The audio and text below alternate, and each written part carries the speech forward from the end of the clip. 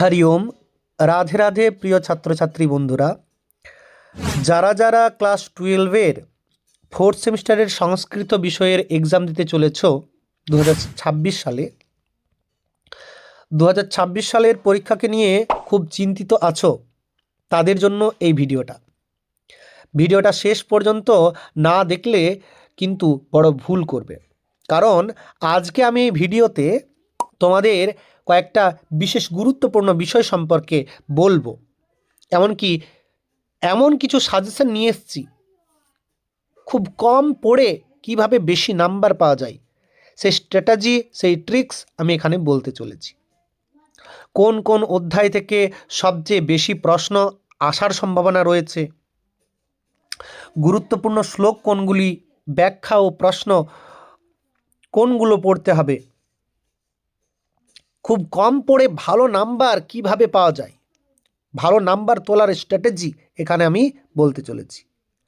অনেকেই মনে করছো সংস্কৃত মানেই কঠিন, কিন্তু বিশ্বাস করো, ঠিক সাজেশন পেলে সংস্কৃতি হবে তোমার সবচেয়ে বেস্ট কোরিং সাবজেক্ট।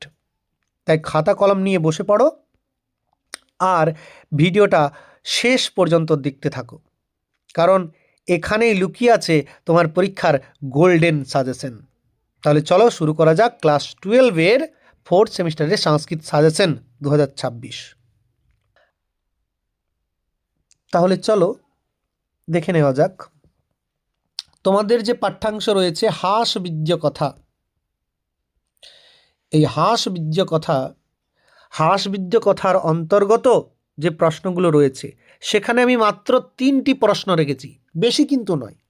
তোমাদের সুবিধার্থে, তোমাদের চাপ যাতে না হয়, কম পড়ে যাতে বেশি নাম্বার পাও, সে কারণে আমি সাজেশন হিসেবে রেখেছি হাসবীর্য কথা থেকে 3টি মাত্র প্রশ্ন। কি কি সেই 3টি প্রশ্ন? দেখো, হাসবীর্য কথা যে গদ্যাংশ রয়েছে সেই গদ্যাংশের বিষয়বস্তু নিজের ভাষায় লিখো। তাহলে অবশ্যই হাসবীর্য কথাটা একবার পড়ে নিও। যারা সংস্কৃত টেক্সট পড়তে পারবে তাদের জন্য খুবই ভালো, এবং যারা টেক্সট পড়তে পারবে না, অন্ততপক্ষে দুবার হলেও বাংলা যে অনুবাদটা রয়েছে সেই অনুবাদটা পড়ো, তাহলে বিষয়বস্তুটা নিজের মতো হয়ে যাবে। দ্বিতীয় যে প্রশ্নটা রয়েছে, যে হাসবীর্য কথা গল্পে চতুর্থ চোরের যে চরিত্রের বৈশিষ্ট্য, সেই বৈশিষ্ট্য উল্লেখ করো। অর্থাৎ নিজের ভাষায় চরিত্রের বৈশিষ্ট্যগুলি লিখতে হবে। আর সেখানে যে স্বর্ণ চাষ, সুবর্ণ চাষের প্রণালী, এবং রাজ্যের কেউ সুবর্ণ বীজ বপন করতে রাজি হলেন না কেন, এই 3টি প্রশ্ন করলেই হয়ে যাবে। দেখো, এটা অথবা দিয়েও আসতে পারে, হাসবীর্য কথা গল্প অবলম্বনে স্বর্ণবীজ বপন বৃত্তান্তটি নিজের ভাষায় লিখো, এটাও দিতে পারে। তাহলে এখান থেকে মাত্র 3টি প্রশ্ন করতে হবে, সকলেই পারবে, প্রায় ইজি। একটা বিষয়বস্তু, আর চতুর্থ চোরের চারিত্রিক বৈশিষ্ট্য, আর ওই স্বর্ণ চাষ, অবশ্যই সকলের জানা যারা পড়েছ। আর যারা পড়নি, এখনো পর্যন্ত পড়নি, কৃপা করে তোমরা একবার হলেও এই টেক্সটটা পড়ে নিও। এখান থেকে এই প্রশ্নগুলো কমন পাবে। এবার দেখো, এখান থেকে ভাব সম্প্রসারণ যদি দেয়, তাহলে ভাব সম্প্রসারণ হিসেবে আমি যেটাকে রেখেছি সেটা হচ্ছে প্রত্যায়তি যমদ্বারাত প্রতিকারো নরহ। এটা অবশ্যই দেখে যাবে একবার হলেও, এটা ভাব সম্প্রসারণ বা ব্যাখ্যা হিসেবে থাকতেও পারে, তোমরা সকলে একবার দেখে নিও। তারপরে দেখো, দ্বিতীয় যে পাঠ্যাংশটা তোমাদের আছে, যার নাম হচ্ছে বনেচর ভাষণম। সেই বনেচর ভাষণম তোমাদের পদ্য হিসেবে আছে। সেই পদ্যর থেকে যে লং কোশ্চেনগুলো দিচ্ছে, সম্ভাব্য প্রশ্ন যেগুলো, সেটা হচ্ছে নামকরণের সার্থকতা। বনেচর ভাষণের নামকরণের সার্থকতা অবশ্যই একবার দেখে যাবে, পড়ে যাবে। আর বনেচরের সম্ভাষণে দুর্যোধনের যে রাজ্য শাসন পদ্ধতি, সেই পদ্ধতির যে পরিচয় পাওয়া যায় সেটি নিজের ভাষায় লিখো, এটাও প্রশ্ন হিসেবে দিতে পারে। এটাই আবার অথবা করে দিতে পারে যে বনেচরের বক্তব্য থেকে দুর্যোধনের শাসন নীতি ও প্রজা পালন সম্পর্কে যা জানো আলোচনা করো, এটাও দিতে পারে। এবার এইখানে যে লেখক রয়েছে, লেখক কিন্তু একটু ভেরি ভেরি ইম্পর্টেন্ট জায়গা এখানে। তো সে কারণে মহাকবি ভারবীর রচনা শৈলী সম্পর্কে আলোচনা করো, এই প্রশ্নটা কিন্তু এখান থেকে হতে পারে, লেখক থেকে। আবার এটাই অথবা করে দিতে পারে, নারিকেল ফল সমন্বিতং বচো ভারবেহে, সে একই রচনা শৈলী সম্পর্কেই লিখতে হবে। আবার ভারবের অর্থ গৌরবম, এটা অথবা করে দিতে পারে। সেই রচনা শৈলীটা ঠিকঠাক মতোভাবে একটা প্রশ্ন তৈরি করলেই তোমরা এগুলো কমন পেয়ে যাবে। তাহলে এখান থেকেও মাত্র 3টা প্রশ্ন হলো। ভালো করে দেখবে, বেশি প্রশ্ন কিন্তু দিইনি, আমি মাত্র 3টা প্রশ্ন দিয়েছি, এবং এই 3টা প্রশ্নের মধ্যেই প্রায় সকল প্রশ্নগুলো কাভার হয়ে যাওয়ার চান্স রয়েছে, এবং এইগুলোই সম্ভাব্য প্রশ্ন। দেখো এখান থেকে আবার ব্যাখ্যা কিন্তু বেশ ভালো দিতে পারে, ভাব সম্প্রসারণ বেশ ভালো দিতে পারে, কারণ এটা পদ্য থেকে বেশিরভাগ ভাব সম্প্রসারণ দেয়। তোমরা এখান থেকেই ভাব সম্প্রসারণ করার চেষ্টা করবে।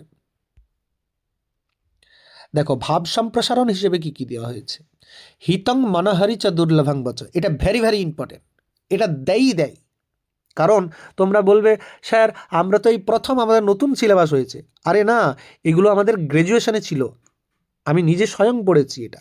তো হিতং মরহরি চ দুর্লভং বচ, এটা দেয়। আর ন হি প্রিয়ং প্রভুক্তমিচ্ছন্তি মৃষা হিতৈষিণ, দুটোর অ্যান্সার প্রায় একই হয়ে যায়, দুটোকে মিলিয়েই উত্তর লেখা হয়, তাই অথবা করে এটা দিয়েছি। এই দুটো ভালো করে দেখে যাবে। আর আরেকটা রয়েছে এখানে, সম্পূর্ণ শ্লোকটাই আমি দিয়েছি, 2 নম্বর দেখে নাও, এটাও ইম্পর্টেন্ট। স কিং সখা সাধু ন স্তি যো অধীপং হিতান্ন য় সংশৃণুতে স কিং প্রভু, এই প্রথম লাইনটাই করে যাবে, প্রথম লাইনটাই বেশিরভাগ দেয়, আমি সম্পূর্ণ শ্লোকটাই দিয়েছি। এখান থেকে এই দুটো কিন্তু ভ্যারি ভ্যারি ইম্পর্টেন্ট। দেখো প্রত্যেকটা থেকে কিন্তু আমি বারবার বলছি বেশি প্রশ্ন দিইনি, কয়েকটাই প্রশ্ন দিয়েছি যেগুলো তোমাদের সম্ভাব্য প্রশ্ন, তাই এইগুলোকে ছেড়ে যাবে না।